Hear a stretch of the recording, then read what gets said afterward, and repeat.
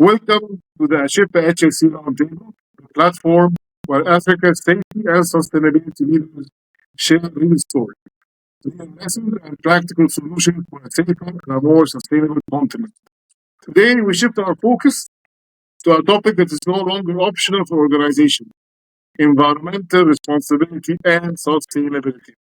Across Africa and the world, companies are under increasing pressure to reduce their environmental footprint, integrate sustainability into their strategy, and respond to the expectations of regulators, investors, and communities.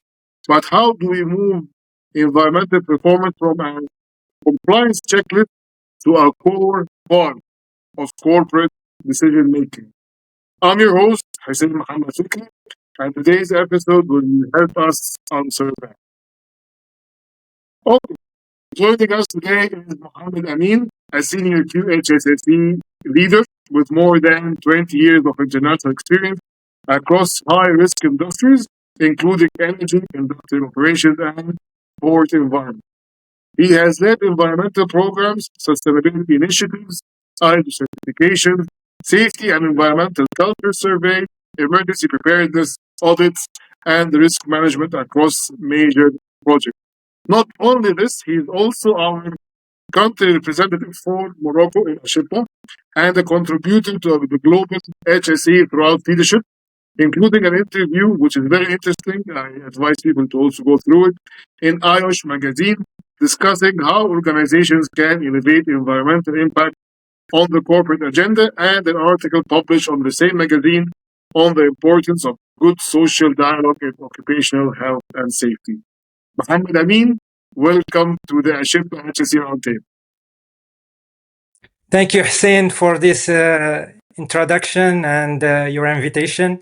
It's a pleasure to be here and to share this important conversation with you. It's my pleasure also. So, before we go into the framework and strategies, I want to start with your journey.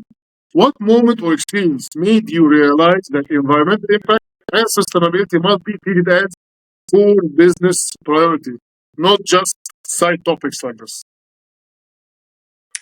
Well, one moment that really changed my perspective was when I moved from industrial environments, chemicals, ports, into large-scale renewable projects.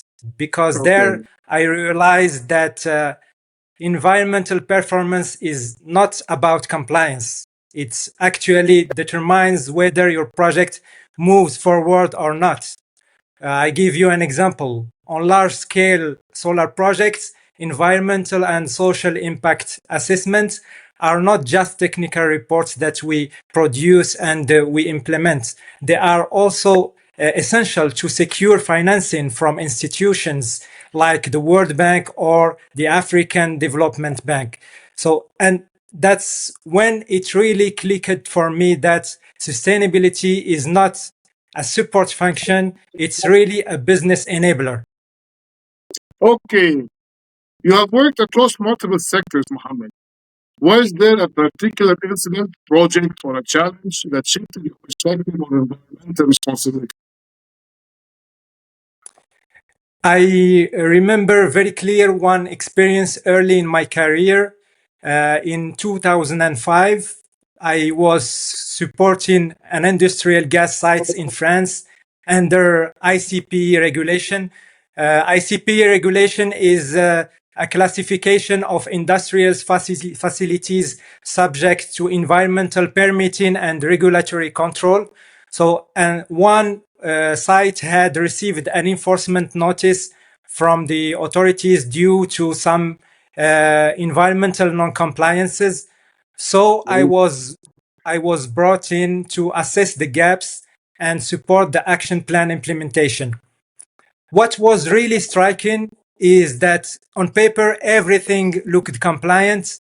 Procedures were there, documentation was there, but in reality, there were major gaps in how risks were managed on the ground. So we found issues in operational practices, maintenance, and especially abnormal situations. And that was really a turning point for me. because I realized that being compliant does not mean being under control. And more importantly, environmental issues can very quickly become business continuity risks, not just regulatory ones. Agreed, agreed. So And now, that's the point. agreed. Now also with the emerging of social media, it's even worse than before for your reputation and your business continuity. I completely agree with you. Mm. So, how did these experiences influence you to influence the way you approach sustainability today? As a leader in sustainability, how did this experience influence you? Well, these experiences really shaped how I approach sustainability today. Frankly Okay. speaking, I don't see it as a constraint. I see it as both a risk management tool and a value driver. My role is really to make sure that environmental topics are visible at executive level, translated into business risks, and integrated early in decision making. And one key point for me, the challenge is often not technical, it's alignment between experts and decision makers.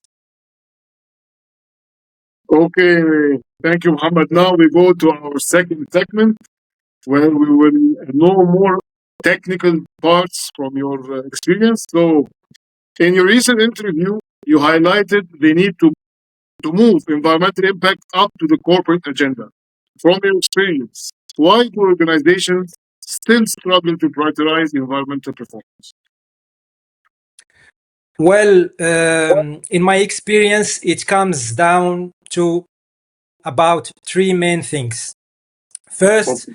sustainability is still seen as compliance driven, not as value driven.